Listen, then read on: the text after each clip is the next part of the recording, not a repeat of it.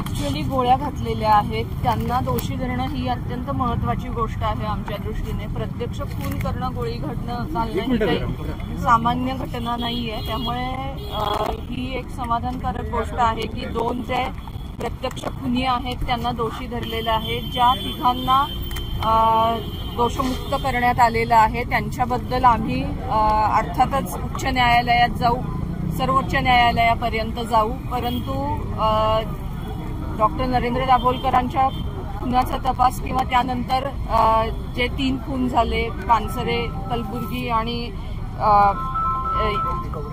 गौरी लंकेश, तर या तिन्ही खुनाच्या संदर्भात देखील हे 2 आरोपी आहेत, ते इतर खुनांमध्ये देखील आरोपी आहेत काही. तर त्यामुळे यांना शिक्षा होणं ही खूप महत्वाची गोष्ट आहे आमच्या दृष्टीने.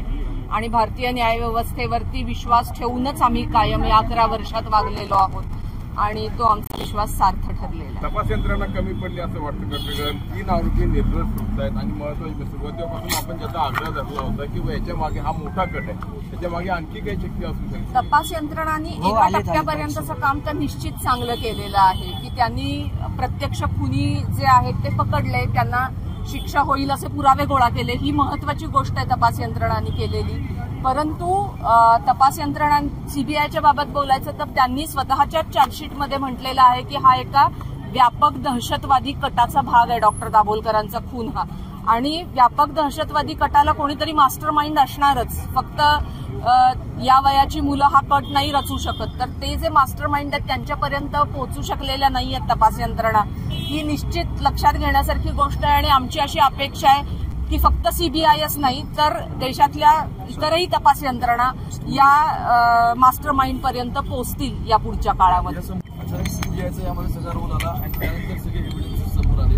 ते पण गौरी लंकेश यांच्या प्रकरणामध्ये जेव्हा कर्नाटक पोलीस आले तिथे झाले, तेव्हा आपल्या तपास यंत्रणांबद्दल पुन्हा प्रश्नचिन्ह उपस्थित होतं. पुणे पोलिसांच्याकडून साधारण 11 महिने पुणे पोलिसांच्याकडे राहिल्यानंतर मे मध्ये 2014च्या हा तपास हायकोर्टाच्या ऑर्डरनी सीबीआयकडे गेला. याचा तपास करत नव्हतं कधीही.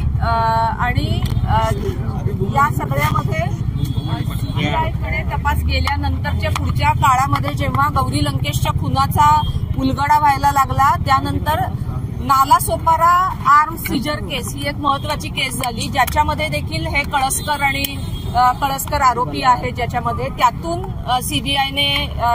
सीबीआयला याच्याबद्दल समजलं आणि या 4 खून आणि नालासोपारा अशा 5 गोष्टी या एकमेकांशी जोडलेल्या आहेत.